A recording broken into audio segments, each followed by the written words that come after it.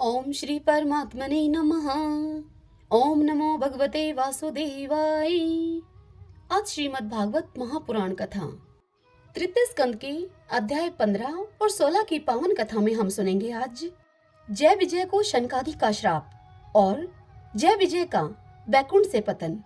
आज हम इस कथा को सुनेंगे। ओम श्री कृष्णाय नमो नमः। श्री मैत्रेय जी विदुर जी से कहते हैं, हे विदुर जी, दिति को अपने पुत्रों से देवताओं को कष्ट पहुंचने की आशंका थी, इसीलिए उसने दूसरों के तेज का नाश करने वाले उस कश्यप जी के तेज अर्थात वीर्य को 100 वर्षों तक अपने उदर में ही रखा। उस गर्भस्थ तेज से ही लोकों में सूर्य आदि का प्रकाश क्षीण होने लगा तथा इंद्र आदि लोकपाल भी तेजहीन हो गए। तब उन्होंने ब्रह्मा जी के पास जाकर उनसे कहा कि सब दिशाओं में अंधकार के कारण बड़ी अव्यवस्था हो रही है। सभी देवता ब्रह्मा जी से कहने लगे, हे भगवान, काल आपकी ज्ञान शक्ति को कुंठित नहीं कर सकता, इसलिए आपसे कोई बात छिपी नहीं है। आप इस अंधकार के विषय में भी जानते ही होंगे। हम तो इससे बड़े ही भयभीत हो रहे हैं। हे देवाधिदेव, आप जगत के रचयिता और समस्त लोकपालों के मुकुटमणि हैं। आप छोटे बड़े सभी जीवों का भाव जानते हैं। हे देव, आप विज्ञान बल संपन्न हैं। आपने माया से ही यह चतुर्मुख रूप और रजोगुण स्वीकार किया है। आपकी उत्पत्ति के वास्तविक कारण को कोई नहीं जान सकता। हम आपको नमस्कार करते हैं। आप में संपूर्ण भुवन स्थित हैं। कार्य कारण रूप सारा प्रपंच आपका शरीर है, किंतु वास्तव में आप इससे परे हैं।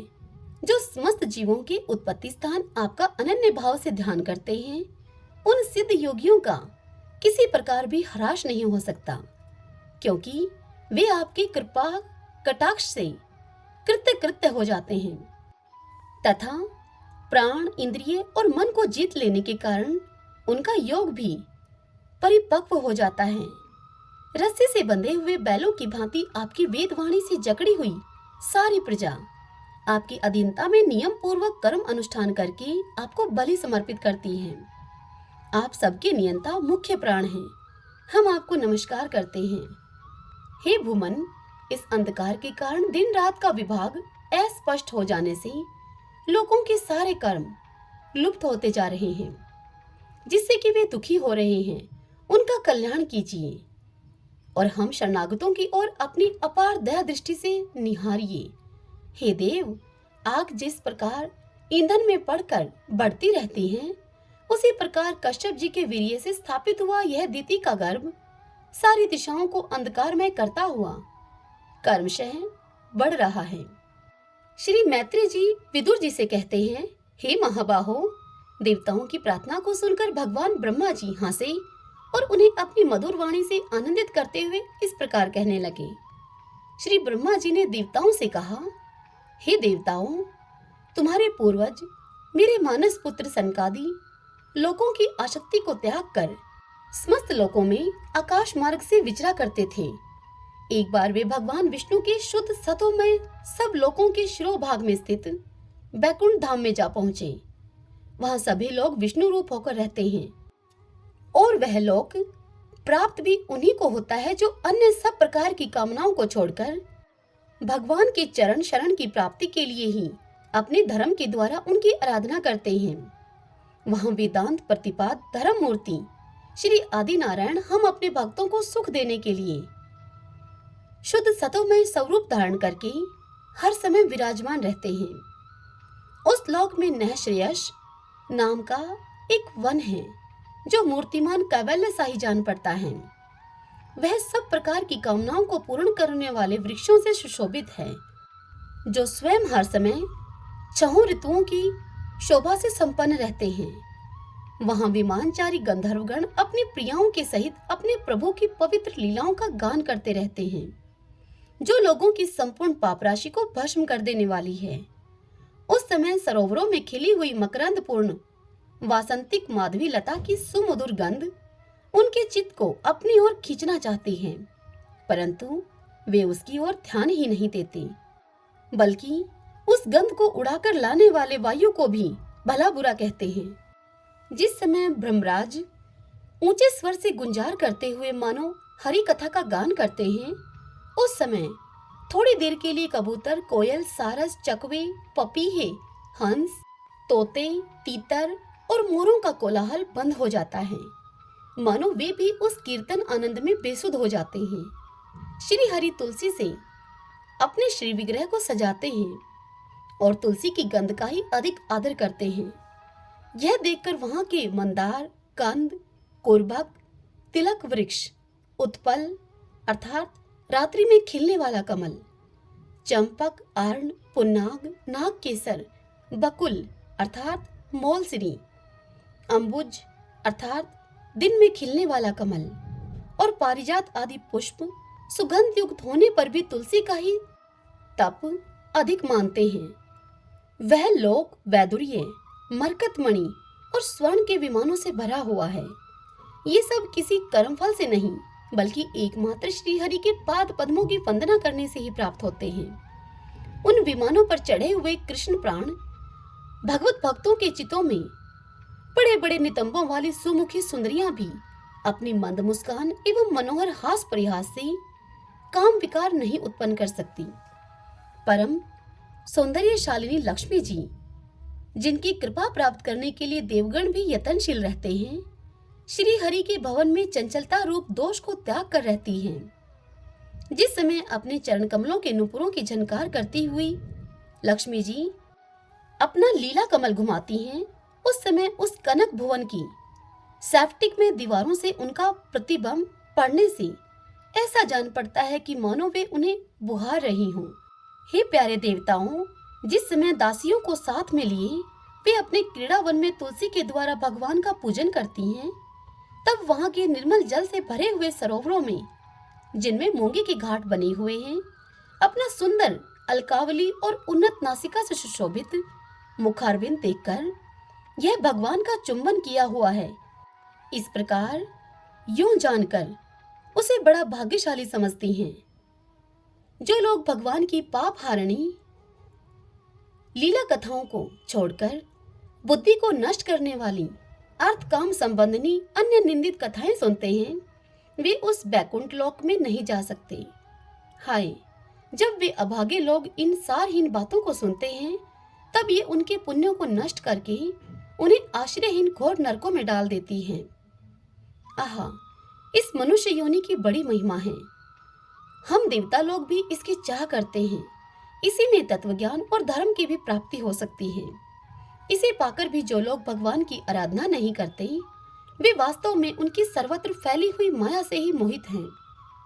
देवादिदेव श्री हरि का निरंतर चिंतन करते रहने के कारण जिनसे यमराज दूर रहते हैं, आपस में प्रभु के सुयश की चर्चा चलने पर अनुराग जन ने विह्वलतावश जिनके नेत्रों से अविरल अश्रुधारा बहने लगती है तथा शरीर में रोमांच हो जाता है, और जिनके से शील स्वभाव की हम लोग भी इच्छा करते हैं, वे परम भागवत ही हमारे लोकों से ऊपर उस बैकुंठ धाम में जाते हैं।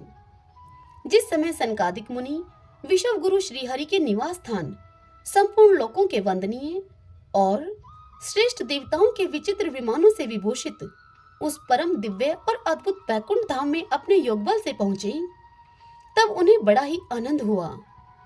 भगवत दर्शन की लालसा से अन्य दर्शनीय सामग्री की उपेक्षा करते हुए बैकुंठ धाम की 6 ड्योढ़ियां पार करके जब वे 7वीं पर पहुंचे, तब वहां उन्हें हाथ में गदा लिए हुए 2 समान आयु वाले देवश्रेष्ठ दिखलाई दिए, जो बाजूबंद, कुंडल और क्रीट आदि अनेकों अमूल्य आभूषणों से अलंकृत थे। उनकी 4 श्यामल भुजाओं के बीच में मतवाले मधुकरों से गुंजायमान वनमाला सुशोभित थी तथा बाकी बोहें फड़कते हुए नासिकारंध्र और अरुण नयनों के कारण उनके चेहरे पर कुछ शोभ के से चिन्ह दिखाई दे रहे थे। उनके इस प्रकार देखते रहने पर भी वे मुनिगण उनसे बिना कुछ पूछताछ किए जैसे स्वर्ण और वज्रमय किवाड़ों से युक्त पहली 6 ड्योढ़ी लांघकर वह आए थे, उसी प्रकार उनके द्वार में भी घुस गए। उनकी दृष्टि तो सर्वत्र समान थी, पर वे निशंक होकर सर्वत्र बिना किसी रोकटोक के विचरते थे। वे चारों कुमार पूर्ण तत्वज्ञ थे और ब्रह्मा की सृष्टि में आयु में सबसे बड़े होने पर भी देखने में 5 वर्ष के बालकों से जान पड़ते थे और दिगंबर वृत्ति से नंग धड़ंग वह रहते थे। उन्हें इस प्रकार निसंकोच रूप से भीतर जाते हुए देखकर उन द्वारपालों ने भगवान के शील स्वभाव के विपरीत शनकादि के तेज की हंसी उड़ाते हुए उन्हें बेत अड़ाकर रोक दिया।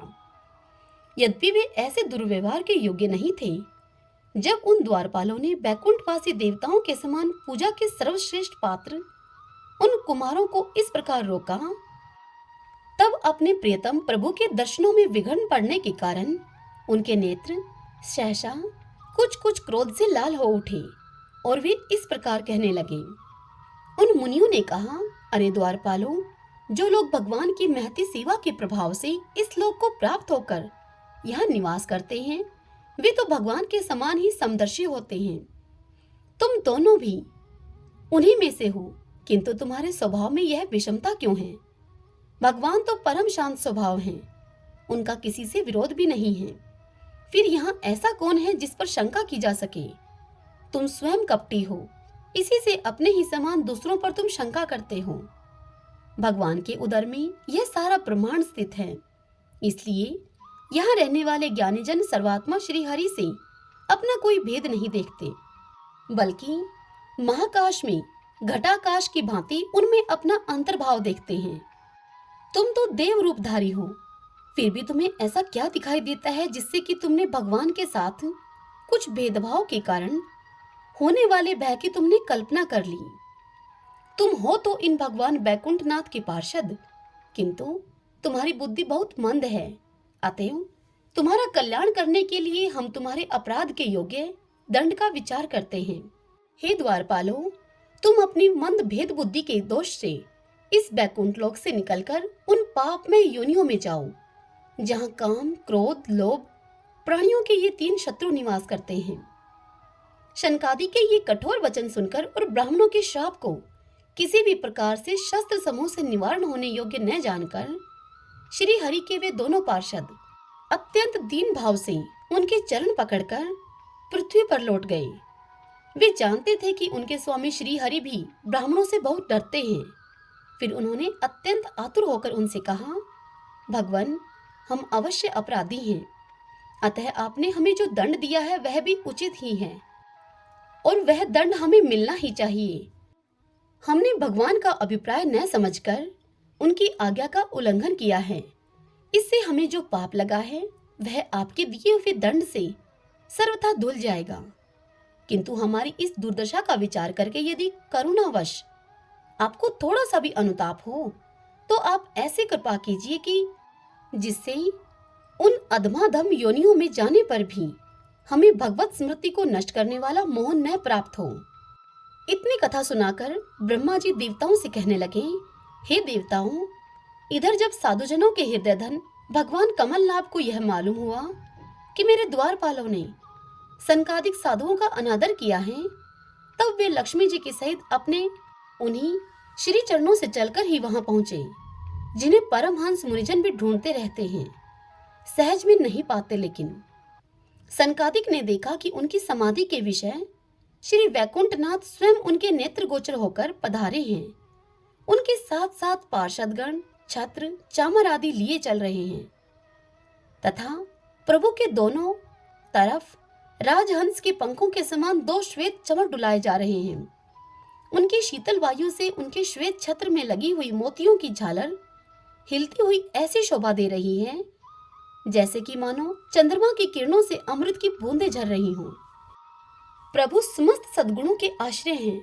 उनकी सौम्य मुख मुद्रा को देखकर जान पड़ता था कि मानो वे सभी पर अनवरत कृपा सुधा की वर्षा कर रहे हों। अपनी स्नेहमयी चितवन से वे भक्तों का हृदय स्पर्श कर रहे थे तथा उनके सुविशाल श्याम वक्ष स्थल पर स्वर्ण रेखा के रूप में जो साक्षात लक्ष्मी जी विराजमान थी, उनसे मानो वे समस्त दिव्य लोकों के चूड़ामणि बैकुंठ धाम को सुशोभित कर रहे थे।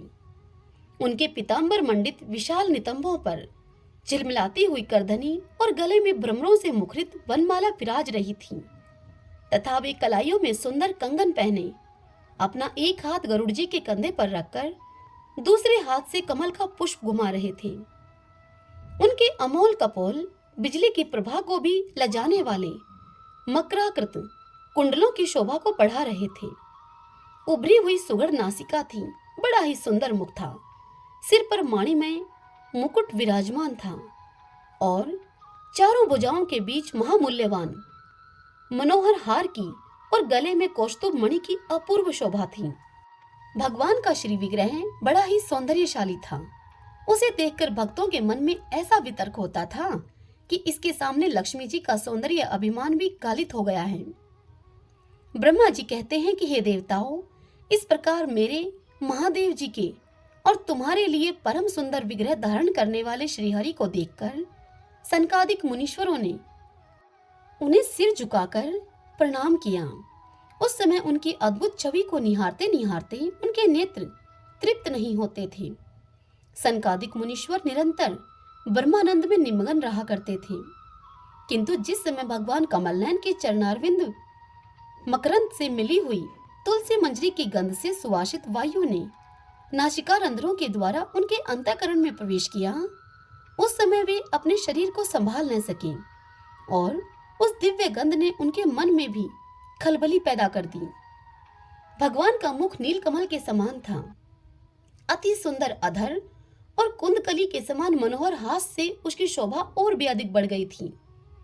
उसकी झांकी करके वे कृत्य कृत्य हो गए और फिर पदम राग के समान लाल लाल नखों से सुशोभित उनके चरण कमल देखकर वे उन्हीं का ध्यान करने लगे। इसके पश्चात वे मुनिगण अन्य साधनों से सिद्ध न होने वाली स्वाभाविक अष्ट सिद्धियों से संपन्न श्री हरि की स्तुति करने लगे, जो योग मार्ग के द्वारा मोक्ष पद की खोज करने वाले पुरुषों के लिए उनके ध्यान का विषय अत्यंत आदरणीय और नैनानंद की वृद्धि करने वाला पुरुष रूप प्रकट करते हैं। भगवान को देखकर सनकादिक मुनियों ने कहा, हे अनंत, यद्यपि आप अंतर्यामी रूप से दुष्ट चित्त पुरुषों के हृदय में भी स्थित रहते हैं, तथापि उनकी दृष्टि से ओझल ही रहते हैं, किंतु आज हमारे नेत्रों के सामने तो आप साक्षात विराजमान हैं। हे प्रभो, जिस समय आपसे उत्पन्न हुए हमारे पिता ब्रह्मा जी ने आपका रहस्य वर्णन किया था, उसी समय श्रवण रंध्रों के द्वारा हमारी बुद्धि में तो आप आविराजे थे, किंतु प्रत्यक्ष दर्शन का महान सौभाग्य तो हमें आज ही प्राप्त हुआ है। हे भगवान, हम आपको साक्षात परमात्म तत्व ही जानते हैं। इस समय आप अपने विशुद्ध सतोमय विग्रह से अपने इन भक्तों को आनंदित कर रहे हैं। आपकी इस सगुण साकार मूर्ति को राग और अहंकार से मुक्त मुनिजन आपकी कृपा दृष्टि से प्राप्त हुए सदृढ़ भक्ति योग के द्वारा अपने हृदय में उपलब्ध करते हैं। हे प्रभु, आपका सुयश अत्यंत कीर्तनीय और सांसारिक दुखों की निवृत्ति करने वाला है। आपके चरणों की शरण में रहने वाले जो महाभाग आपकी कथाओं के रसिक हैं, वे आपके आत्यंतिक प्रसाद मोक्ष पद को भी कुछ अधिक नहीं गिनते। फिर जिन्हें आपकी जरा सी टेढ़ी भौं ही भयभीत कर देती है, उन इंद्र पद आदि अन्य भोगों के विषय में तो कहना ही क्या है। हे भगवान, यदि हमारा चित्त भौरे की तरह आपके चरण कमलों में ही रमण करता रहे, हमारी वाणी तुलसी के समान आपके चरण संबंध से ही सुशोभित हो और हमारे कान आपकी सुयश सुधा से परिपूर्ण रहें, तो अपने पापों के कारण भले ही हमारा जन्म नरक आदि योनियों में ही हो जाए, इसकी हमें कोई चिंता नहीं है। हे विपुल कीर्ते प्रभो, आपने हमारे सामने जो यह मनोहर रूप प्रकट किया है, उससे हमारे नेत्रों को बड़ा ही सुख मिला है। विषयाशक्त अजितेंद्रिय पुरुषों के लिए इसका दृष्टिगोचर होना अत्यंत कठिन है। आप साक्षात भगवान हैं और इस प्रकार स्पष्टतया हमारे नेत्रों के सामने प्रकट हुए हैं। हम आपको प्रणाम करते हैं। ओम नमो नारायण, ओम नमो नारायण। श्री ब्रह्मा जी देवताओं से कहते हैं, हे देवगणों, जब योगनिष्ठ सनकादिक मुनियों ने इस प्रकार स्तुति की, तब बैकुंठ निवास श्री हरि ने उनकी प्रशंसा करते हुए इस प्रकार यह कहा। श्री भगवान ने कहा, हे मुनिगण, ये जय विजय मेरे पार्षद हैं। इन्होंने मेरी कुछ भी परवाह न करके आपका बड़ा अपराध किया है। आप लोग भी मेरे अनुगत भगत हैं, अतः इस प्रकार मेरी ही अवज्ञा करने के कारण आपने इन्हें जो दंड दिया है, वह मुझे भी अभिमत है। ब्राह्मण मेरे परम आराध्य हैं। मेरे अनुचरों के द्वारा आप लोगों का जो तिरस्कार हुआ है उसे मैं अपना ही किया हुआ मानता हूँ। इसलिए मैं आप लोगों से प्रसन्नता की भिक्षा मांगता हूँ। सेवकों के अपराध करने पर संसार उनके स्वामी का ही नाम लेता है। वह अपयश उसकी कीर्ति को इस प्रकार दूषित कर देता है जैसे कि त्वचा को चर्म रोग। मेरी निर्मल श्वेत सुधा में गोता लगाने से चांडाल पर्यंत सारा जगत तुरंत पवित्र हो जाता है। इसलिए मैं वैकुंठ कहलाता हूँ। किंतु यह पवित्र कीर्ति मुझे आप लोगों से ही प्राप्त हुई है। इसलिए जो कोई आपके विरुद्ध आचरण करेगा वह मेरी पूजा ही क्यों न हो, मैं उसे तुरंत काट डालूंगा। आप लोगों की सेवा करने से ही मेरी चरण जर की ऐसी पवित्रता प्राप्त हुई है कि वह सारे पापों को तत्काल नष्ट कर देती है।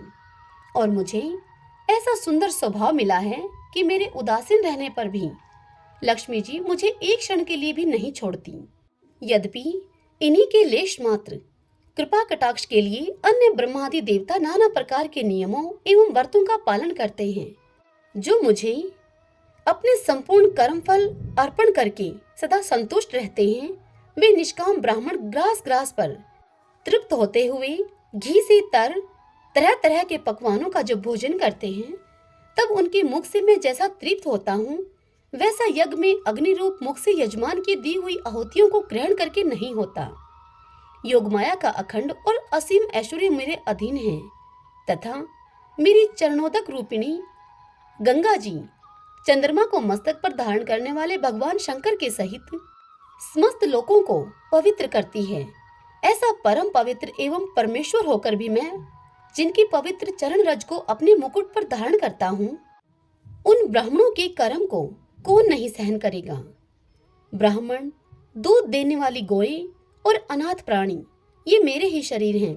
पापों के द्वारा विवेक दृष्टि नष्ट हो जाने के कारण जो लोग इन्हें मुझसे भिन्न समझते हैं उन्हें मेरे द्वारा नियुक्त यमराज के गृध्र जैसे दूत, जो सर्प के समान क्रोधी हैं, अत्यंत क्रोधित होकर अपनी चोंचों से नोचते हैं। ब्राह्मण तिरस्कार पूर्वक कटु भाषण भी करें तो भी जो उसमें मेरी भावना करके प्रसन्नचित से तथा अमृत भरी मुस्कान से युक्त मुख कमल से उसका आदर करते हैं, तथा जैसे रूठे हुए पिता को पुत्र और आप लोगों को मैं मानता हूँ, उसी प्रकार जो प्रेम पूर्ण वचनों से प्रार्थना करते हुए उन्हें शांत करते हैं, वे मुझे अपने वश में कर लेते हैं। मेरे इन सेवकों ने मेरा अभिप्राय न समझकर ही आप लोगों का अपमान किया है। इसलिए मेरे अनुरोध से आप केवल इतनी कृपा कीजिए कि इनका यह निर्वासन काल शीघ्र ही समाप्त हो जाए। ये अपने अपराध के अनुरूप अधम गति को भोगकर शीघ्र ही मेरे पास लौट आएं। श्री ब्रह्मा जी देवताओं से कहते हैं कि हे देवताओं, शनकादिक मुनि क्रोध रूप सर्प से डसे हुए थे, तो भी उनका चित्त अंतःकरण को प्रकाशित करने वाली भगवान की मंत्रमयी सुमधुर वाणी सुनते सुनते तृप्त नहीं हुआ। भगवान की उक्ति बड़ी ही मनोहर और थोड़े अक्षरों वाली थी, किंतु वह इतनी अर्थपूर्ण, सारयुक्त, दुर्विज्ञ और गंभीर थी कि बहुत ध्यान देकर सुनने और विचार करने पर भी वे यह न जान सके कि भगवान क्या करना चाहते हैं। भगवान की इस अद्भुत उदारता को देखकर वे बहुत आनंदित हुए और उनका अंग अंग पुलकित हो गया। फिर योगमाया के प्रभाव से अपने परम ऐश्वर्य का प्रभाव प्रकट करने वाले प्रभु से वे हाथ जोड़कर इस प्रकार कहने लगे। सनकादिक मुनियों ने कहा, हे स्वयं प्रकाश भगवान, आप सर्वेश्वर होकर भी जो यह कह रहे हैं कि यह आपने मुझ पर बड़ा अनुग्रह किया, सो इससे आपका क्या अभिप्राय है, यह हम नहीं जान सके हैं। हे प्रभु, आप ब्राह्मणों के परम हितकारी हैं। इससे लोक शिक्षा के लिए आप भले ही ऐसा माने कि ब्राह्मण मेरे आराध्य देव हैं, वस्तुतः तो भी ब्राह्मण तथा देवताओं के भी देवता, ब्रह्मादि के भी आप ही आत्मा और आराध्य देव हैं। सनातन धर्म आपसे ही उत्पन्न हुआ है। आपके अवतारों के द्वारा ही समय समय पर उसकी रक्षा होती है तथा निर्विकार स्वरूप आप ही धर्म के परम गुह्य रहस्य हैं। यह शास्त्रों का मत है। आपकी कृपा से निर्वर्ती प्राण योगी जन सहज में ही मृत्यु रूप संसार सागर से पार हो जाते हैं। फिर भला दूसरा कोई आप पर क्या कृपा कर सकता है। हे भगवान, दूसरे अर्थार्थी जिन जिनकी चरण रज को सर्वदा अपने मस्तक पर धारण करते हैं, वे लक्ष्मी जी निरंतर आपकी सेवा में लगी रहती हैं। सो ऐसा जान पड़ता है कि भाग्यवान भगत जन आपके चरणों पर जो नूतन तुलसी की मालाएं अर्पण करते हैं, उन पर गुंजार करते हुए भौरों के समान वे भी आपके पाद पद्मों को ही अपना निवास स्थान बनाना चाहती हैं। किंतु अपने पवित्र चरित्रों से निरंतर सेवा में तत्पर रहने वाली उन लक्ष्मी जी का भी आप विशेष आदर नहीं करते। आप तो अपने भक्तों से ही विशेष प्रेम रखते हैं। आप स्वयं ही संपूर्ण भजनीय गुणों के आश्रय हैं। क्या जहां तहां विचरते हुए ब्राह्मणों के चरणों में लगने से पवित्र हुई मारक की धूली और शीर्वत्स का चिन्ह आपको पवित्र कर सकते हैं? क्या इनसे आपकी शोभा बढ़ सकती है?